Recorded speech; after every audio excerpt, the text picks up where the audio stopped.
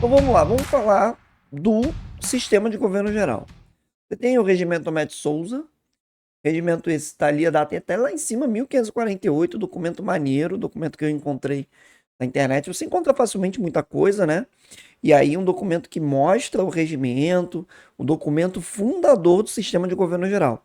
O regimento, ele foi criado no finalzinho de 1548, Tomé de Souza vem para cá e instala o governo geral em 49.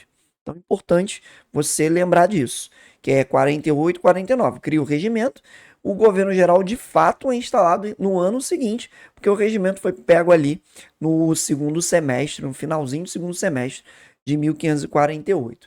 É interessante você visualizar que é um regimento que busca centralização, que busca criar uma capital nessa colônia para auxiliar as capitanias, não vão as capitanias serem abandonadas, elas vão receber um auxílio do governo geral. Então, o governo geral vem para ser uma muleta das capitanias, o governo geral vem para ter um papel de auxílio, de suporte para esse processo das capitanias. As capitanias que faliram, como eu já comentei alguns ganchos, foram transformadas em capitanias reais, né? E essas capitanias, elas vão se tornar agora de Portugal, onde Portugal vai colocar funcionários reais. Você ainda vai ter as capitanias hereditárias que vão existir até 1700 e, se não me engano, 59, quando o Pombal ele vai extinguir as capitanias hereditárias restantes, tá? Porque aquelas que deram sucesso, como a Duarte Coelho, elas permaneceram, né? Então, muito importante você não esquecer disso. É muito legal que várias capitanias reais foram criadas, né? E aí o Portugal foi criando capitanias reais ao longo desse processo de governo geral e até ao longo da colônia, da história colonial. Então, por exemplo, você no século XVII, quando tiver um avanço territorial, você vai criar a capitania real do Ceará, do Maranhão, de Pernambuco, da colônia de Sacramento. Então você vai ter um avanço, né, de capitanias ao longo da história. E também pensar que essas capitanias reais elas vêm para, de novo, substituir a situação dos donatários que acabaram, portanto, falindo ou sendo mortos. Então vamos lá. O organograma mudou. Eu gosto muito de comentar que antes você tinha a relação do donatário diretamente com a coroa. Então vamos lá, duas mãozinhas, aqui está a coroa, aqui está o donatário. Não tinha ninguém aqui no Brasil para suprimir o poder do donatário. Então o donatário era uma autoridade muito poderosa aqui. E aí ele relacionava-se diretamente com a coroa, né? E aí qual o problema? Que é o quê? Você não tinha um poder centralizado aqui para regular os donatários. Você tinha um poder solto. Donatário diretamente com a coroa. Quando você cria o sistema de governo geral, você muda esse organograma, onde o donatário ele vai estar abaixo do governador geral. Agora, quem se relaciona diretamente com a coroa é o governador geral indicado pela coroa, pela metrópole. E aí você tem um organograma que tem o governador geral, tem os seus funcionários, provedor, ouvidor, capitão, e tem aí o alcaide-mor, que não está aí, né, no organograma, poderia até ter montado, mas que é o cara que cuida da capital da colônia, da cidade capital, da cidade de Salvador. O provedor é para a questão de finanças, o ouvidor justiça e o capitão defesa, né? Então você vai ter os cargos que vão auxiliar a figura do governador geral. E você vai ter os donatários das capitanias hereditárias e os governadores das capitanias da coroa, as capitanias reais, e abaixo deles as câmaras municipais. Então não tem mais aquele lance, aquela relação do donatário com a coroa diretamente. Não, acabou aquilo, tá? Então vamos lá.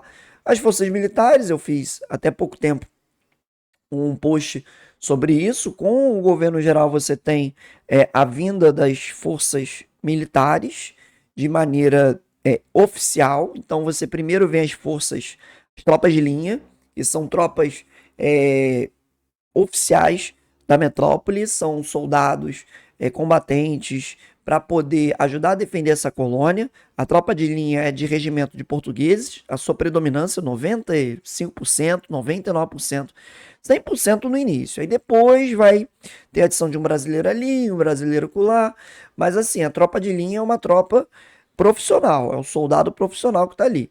Aí você também vai ter a ordenança no final do século XVI, para ser mais exato, o regimento é de 1570, onde você tinha uma tropa de segunda linha que poderia ser convocada entre os colonos entre 18 a 60 anos para a defesa da colônia, dos territórios, das vilas, das capitanias, o que você quiser pensar.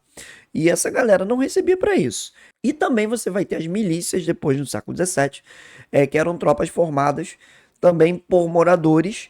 As milícias elas surgem nesse contexto de espaço urbano, de cidades, tropas semiprofissionais e que também não recebiam remuneração. Então você vai ter tropa de linha, milícia, ordenança.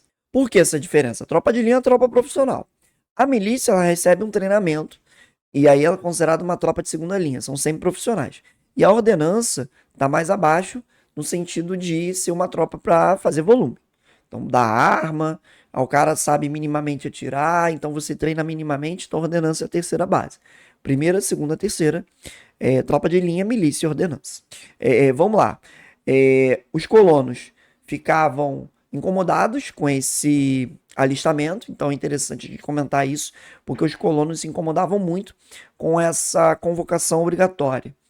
E aí, muitas das vezes, quando tinha convocação, o que se relata é que essa galera ia para o meio do mato, ia se esconder para fugir dessas convocações, né? E isso é uma forma de reproduzir o que acontecia lá em Portugal, porque a história da formação de Portugal foi marcada por uma história ligada à formação de defesa, a uma tropa constante, permanente nesse sentido. Governos gerais. A gente tem 3 governos gerais para abordar. Eu vou fazer uma abordagem rápida sobre eles. Claro que a gente tem que saber as características de cada um deles e até o que aconteceu após o governo de Mendes Sá. Quando você fala de governos gerais, você tem 3 principais. Tomé de Souza, que implanta. Duarte da Costa, que tem problema. Mendes Sá, que consolida. Beleza?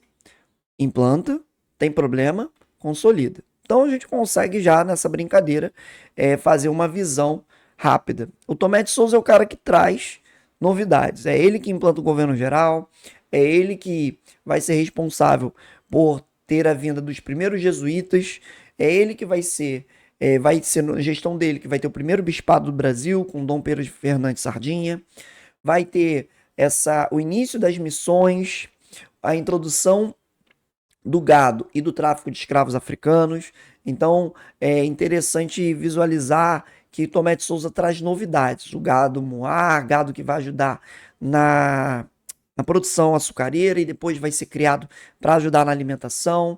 Então é muito legal o Tomé de Souza. Tomé de Souza ele recebe a ajuda do degredado Caramuru, não sei se eu comentei. Se não comentei, comento. Que é interessante até você ver a figura da construção de Salvador com o nativo ajudando. Então, você tem uma relação de um cara que vai ter um governo geral inicial tranquilo, vai ajudar a combater os nativos que estavam ameaçando outras capitanias. Então, ele é um governo geral positivo. Aí o Duarte da Costa já é um cara que é mal visto, né? Sempre é o problema. Porque, primeiro, ele vai ter problema, vai começar os problemas entre colonos e jesuítas, porque os colonos querem escravizar os nativos e os jesuítas querem catequizar. O jesuíta, né, tem toda aquela questão do nativo sendo visto como gentio, do nativo sendo visto como um vaso que tem que receber a fé e que é possível ser salvo. Então, o Duarte da Costa ele tem esse choque. O Duarte da Costa vai entrar em choque até com o Dom Pedro Fernandes Sardinha. Aí o Dom Pedro Fernandes Sardinha vai entrar numa embarcação para ir a Portugal reclamar do Duarte da Costa.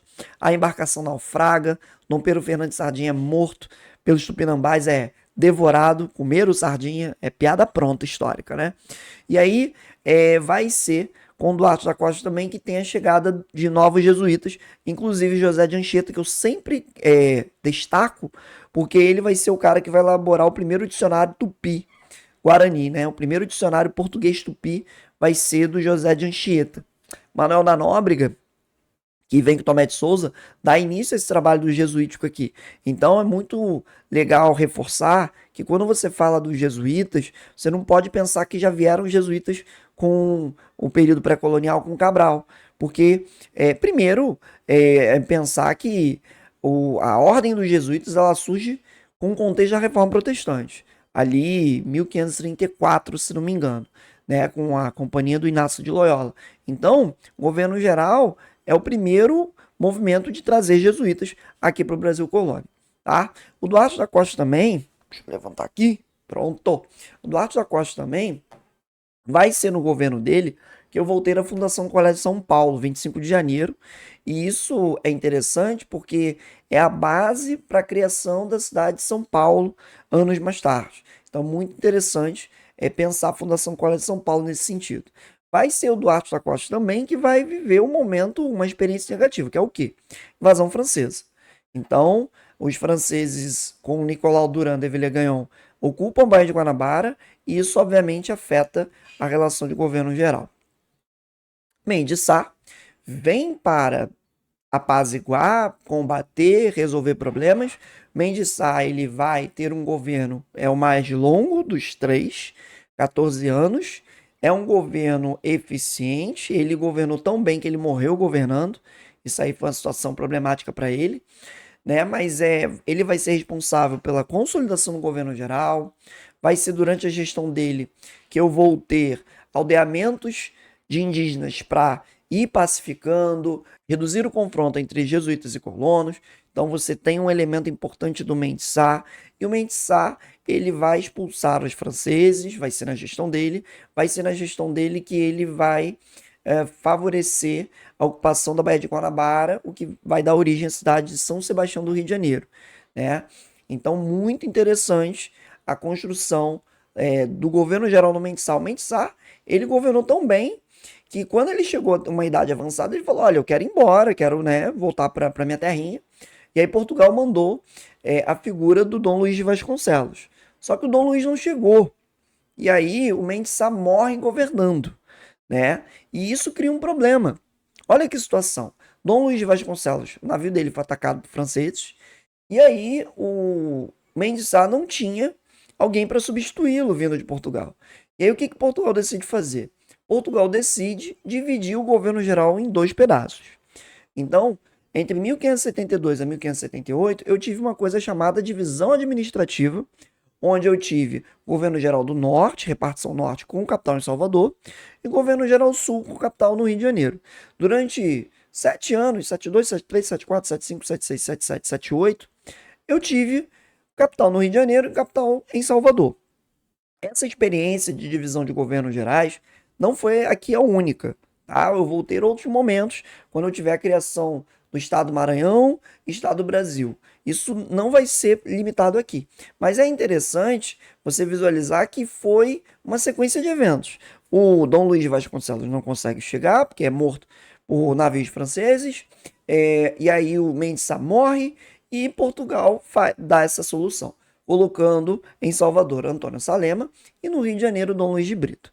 Então, você tem essa primeira experiência, aproveitando que a cidade do Rio de Janeiro foi fundada em 1565, então você coloca a capital aqui. Esse sistema permanece até 78, e aí de 78 em diante, Portugal envia para cá Lourenço da Veiga, que vai governar até 1608. Beleza? Então você reunifica o sistema, mas como eu falei, logo em breve, no início do século XVII, já no contexto de União Ibérica, que, por exemplo, quando fala 1608 já está em contexto de União Ibérica, eu terei outra divisão com o Estado do Brasil e o Estado do Maranhão. Legal? Beleza? A aula teórica termina aqui. Daqui a pouquinho tem a aula 4, onde a gente vai falar da economia colonial e da escravidão. Valeu?